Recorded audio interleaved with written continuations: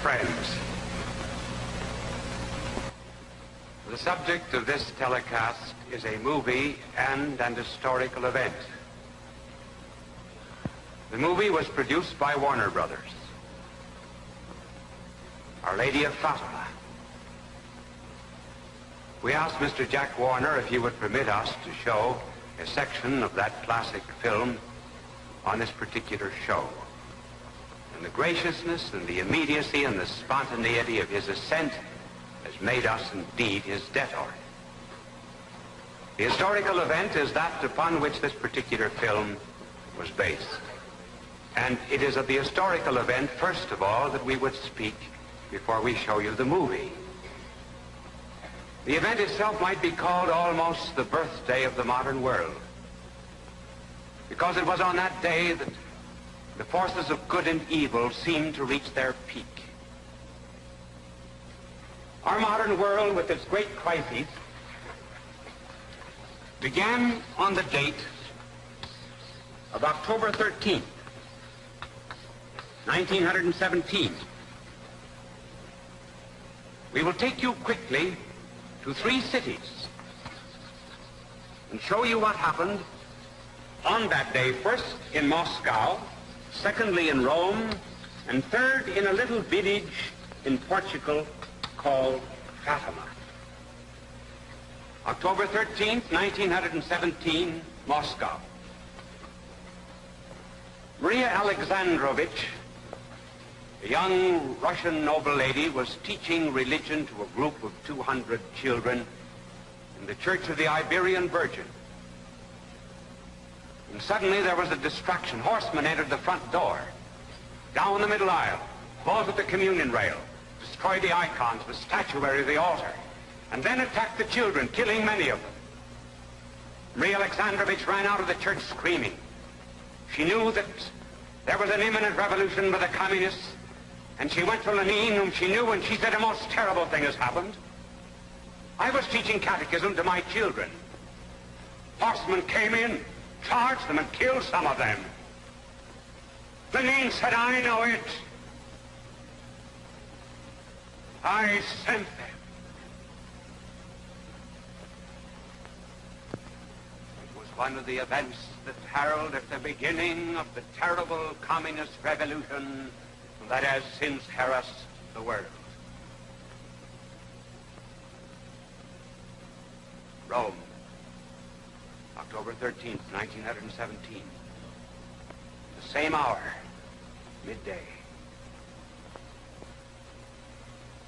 Church bells are ringing all through the city. It was a joyful event. A bishop was being consecrated. His name, Eugenio Pacelli. A man who then was not very well known, but who one day would come face to face with this great revolutionary force and would become the greatest spiritual force in the world against it.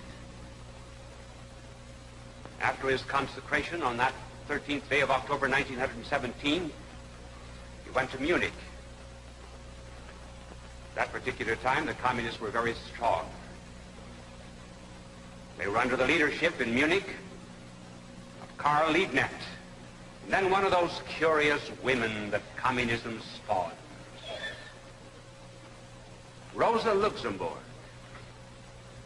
And an order went out to kill 325 so-called enemies.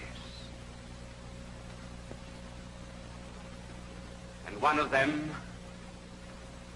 was this same Archbishop Eugenio Pacelli. The commander of the Southern Communist Army, whose name was Seiler, and his aide-de-camp, Brongratz, brought in some soldiers with hand grenades. Seiler himself was armed. They got into the house by a kind of a ruse, and they hid behind a curtain, waiting for the footfall of this man of whom we're speaking. And as he walked down the corridor, Siler was hiding behind a curtain. And he threw out his gun to shoot him, and the gun struck the pectoral cross on his breast. Fell to the floor. Archbishop Bocelli reached over and picked it up, handed it back to Siler. Said, "Here's your gun. Kill him if you wish. I am only interested in the souls of my people." Siler and Grandgrants went back, and they were unable to explain why they did not get their man. They could not explain why they were haunted by that lean figure. There was only one thing they did know, and that was that from that time on, that man would be afraid of absolutely nothing in all the world. And that man became Pius XII. And that pectoral cross that he was wearing that night, I am wearing now. Pius XII, he gave it to his esteemed friend, His Eminence Cardinal Spellman, who this evening kindly gave it to me when I told him I wished to speak of this incident. October 13th, 1917, there's a little village in Fatima where three little children, Maria, Jacinta, and Francis, were gathered expecting a revelation. They had said that Mary, the Mother of God, had appeared to them. It was not surprising, of course, if she had. It might very well have been. The Lord came through her. Through her, he worked his first miracle.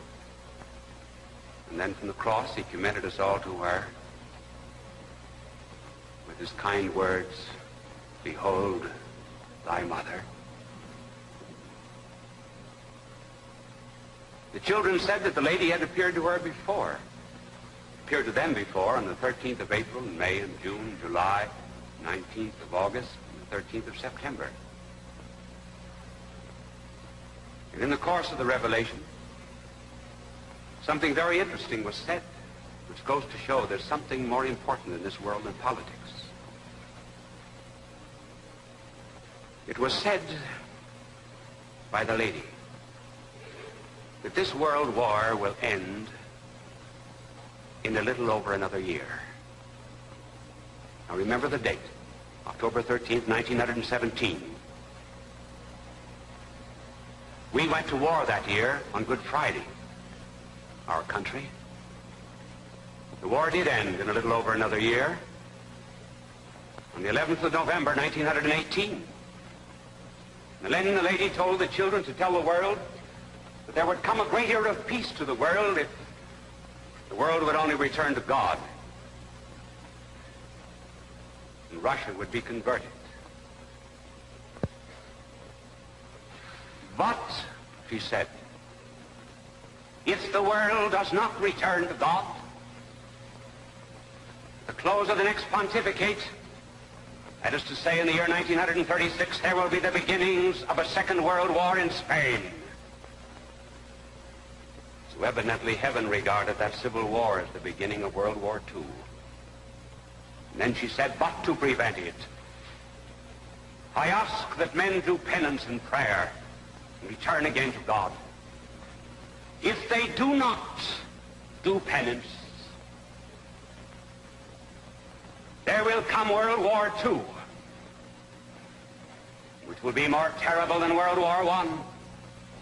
Nations will be destroyed, cities blotted out, the good will suffer persecution, Russia will spread its errors and persecution throughout the world, and the Holy Father himself will suffer much. And then she gave a word of hope, but in the end, God will triumph. The Second World War need not have come. It was unnecessary. Wars are not just made by politics. Wars are crises and judgments that come upon us because of the way we live. But there had to be some sign that this revelation was true. And 70,000 people gathered at Fatima this particular day with the children. Now, what is interesting is that most of them were unbelievers. Portugal in those days was anarchistic, communistic, atheistic, anti-clerical. They came out of curiosity. Some of them doubted, most of them doubted that anything would happen, but the children said that the lady told them that there would be a great miracle, which would be a proof that she had actually appeared. And the proof was what was called the miracle of the sun.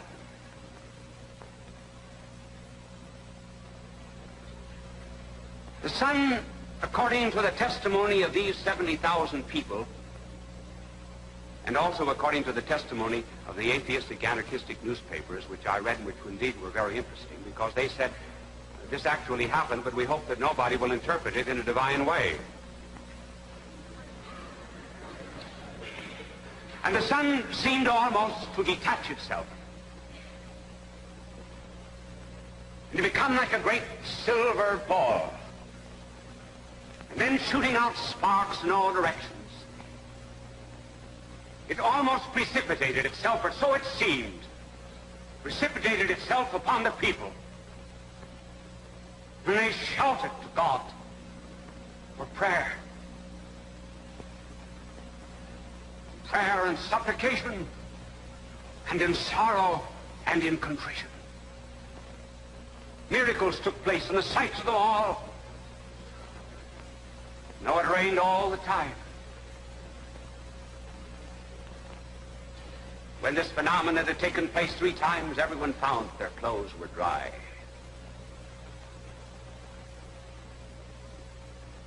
From that time on, Fatima became kind of a gathering place of all of the people of the world who believed that peace was made somewhere else than at the tables of politicians. Namely, peace was made by prayer and reparation and expiation, sacrifice. On October 13th, 1951, I was at Fatima, and there were 1 million people. They gathered the night before, and all night long it rained. One of those cold rains on one of these Portuguese mountaintops. But they stood and they knelt and they prayed for the peace of the world. I stayed with them till 3 o'clock, and I was one of the few that had a cot. I went in and laid down. I was tired. But you could not sleep. The luxury of a cot. And here are 1 million people, most of whom walked 50, 75, and 100 miles over during several days in order to do penance. So the only thing to do was to get out of bed and pray with them through the night. And then the next morning, pray for the peace of the world.